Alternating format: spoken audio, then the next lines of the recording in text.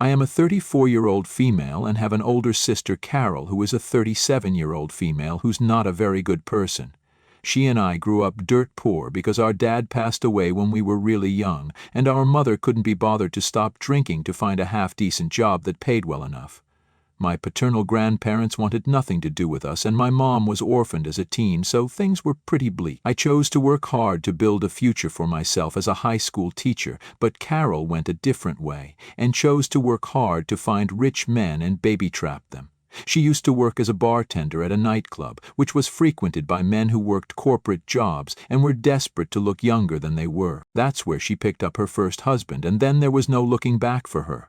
She has 7 kids and was about to get married for a 3rd time last week. Her oldest child is her 15-year-old son, and her youngest is 4 years old. She had 2 kids with her first husband, a 15-year-old son and a 13-year-old daughter, and then she had triplets, 3 sons with her second husband, all aged 10, and now with her most recent catch, she has 2 daughters aged 6 and 4 respectively. All her partners have been loaded men in their 40s or 50s, and she's never missed. But her most recent partner was a 40-year-old man, and so he made her wait before jumping at the chance to get married to an attractive woman. Mostly because after 5 pregnancies, my sister looks considerably older, and the fact that she's pushing 40 doesn't help either. She's still pretty for her age, but her fiancé Dean was not really into the idea of marriage anyway, and it took a lot of effort from her end to make him agree to get married to her. I knew her routine, though. She'd already baby-trapped him by lying to him about taking the morning 8 pills, and now they had 2 kids. The next step was to push for marriage, which she'd managed easily with her last 2 husbands, and then, within a few months or years, she'd get one of her friends to flirt with him, and of course the man would end up sleeping with her friend instead, and she'd get a crap load of money out of the divorce settlement, alimony and child support.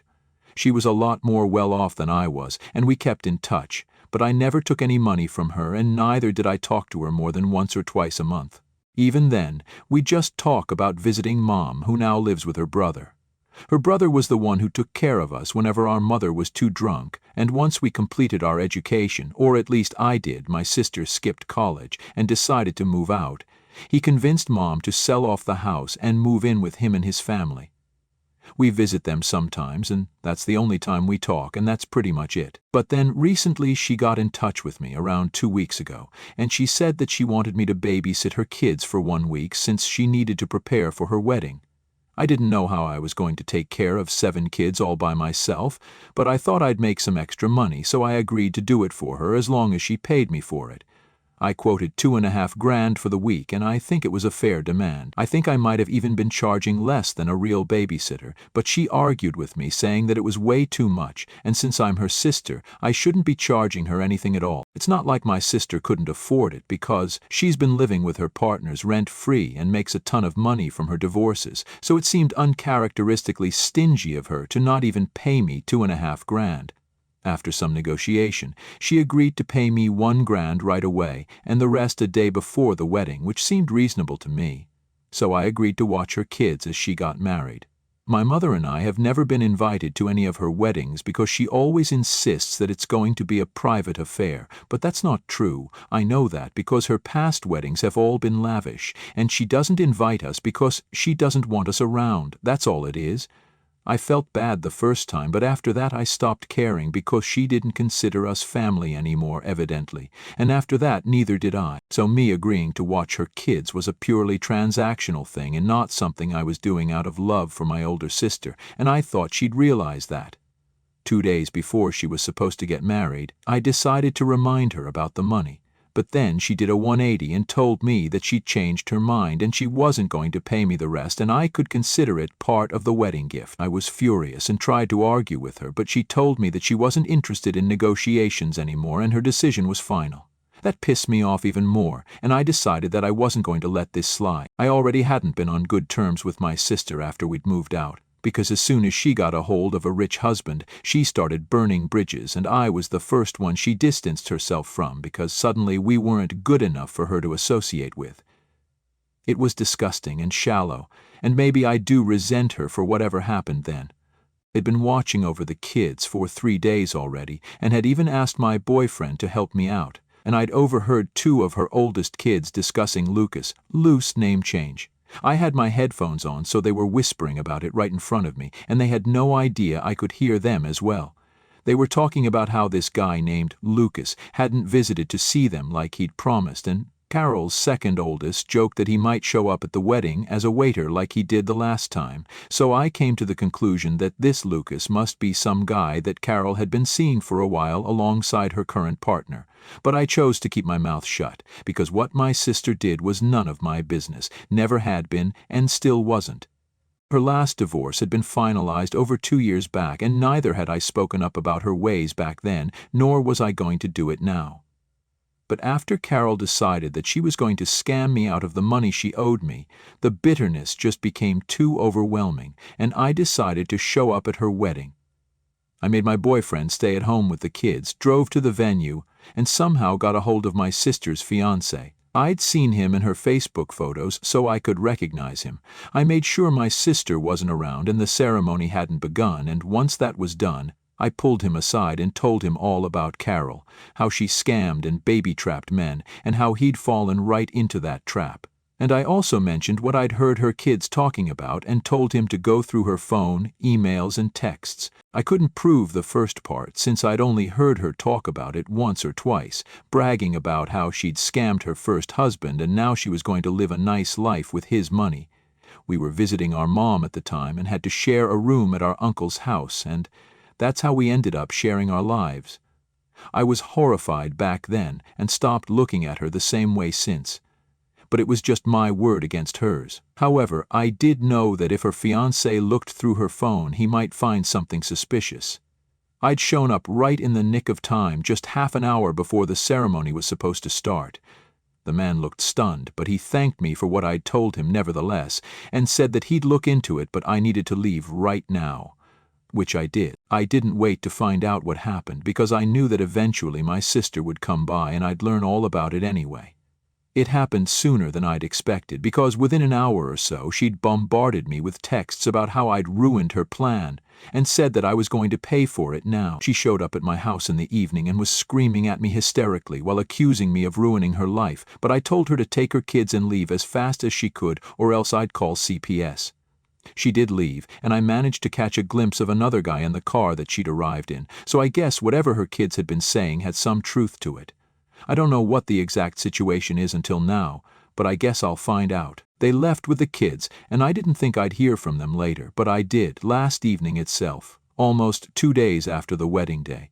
My sister sent me a text saying that now she and her 7 kids were now going to suffer because of what I'd done, since she claimed that she truly loved this guy and didn't have any intention of scamming anyone this time and was trying to start afresh.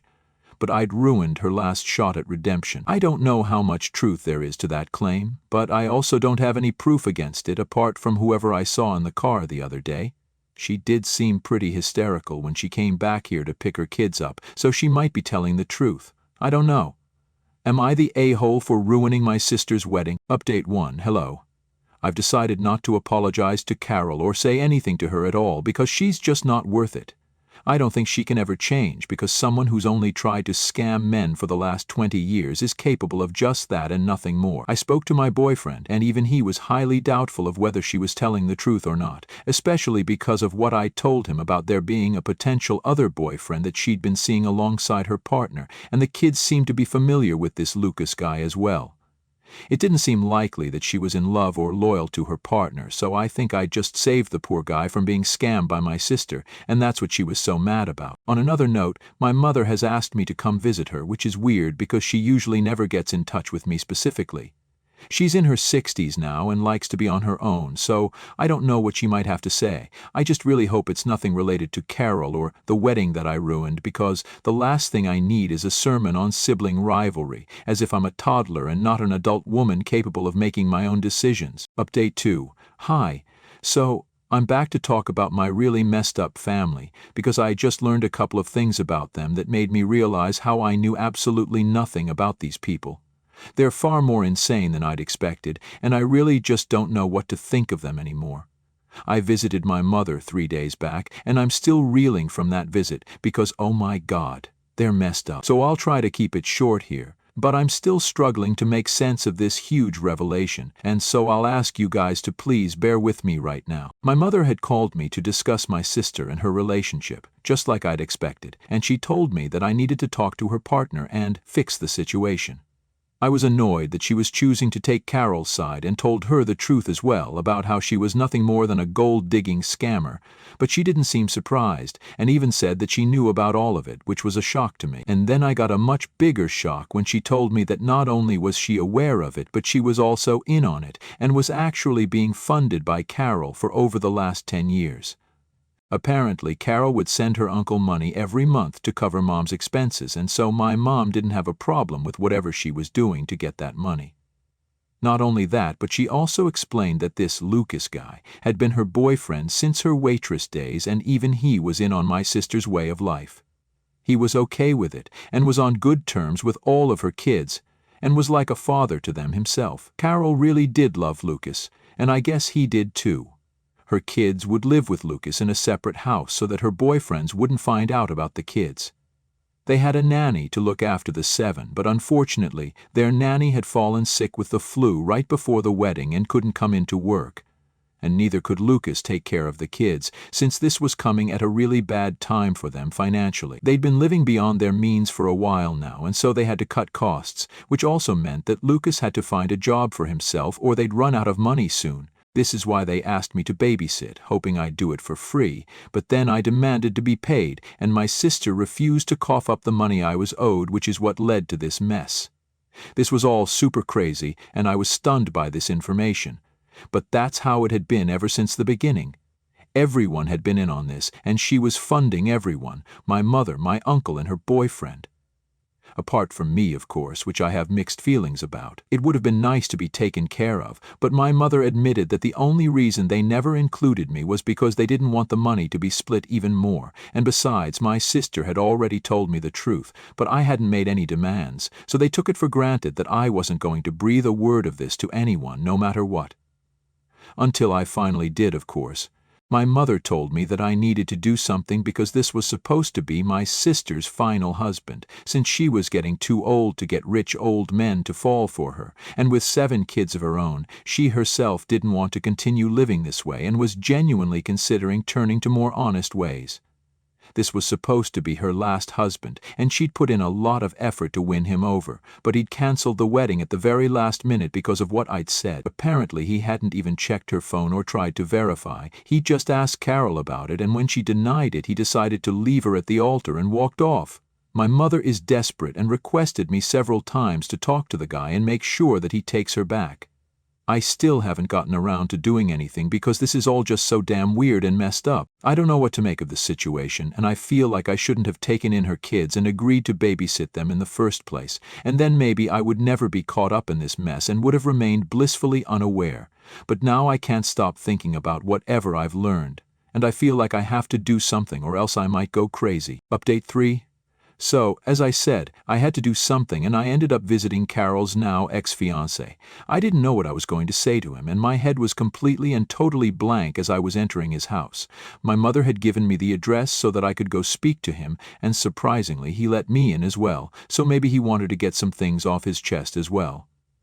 He was nice to me and even offered me coffee, but I only wanted to talk. Before I could even think things through, I'd asked him why he'd broken off the marriage without even verifying what I'd told him, and he explained that the terrified face that Carol had made the second he'd asked about Lucas was all that he'd needed to know. He confessed that he'd always felt a little dicey about Carol since she claimed that she had no kids, but sometimes he'd catch her shopping for stuff only kids would need, so he had his doubts, but he never thought to investigate because he was so in love with her.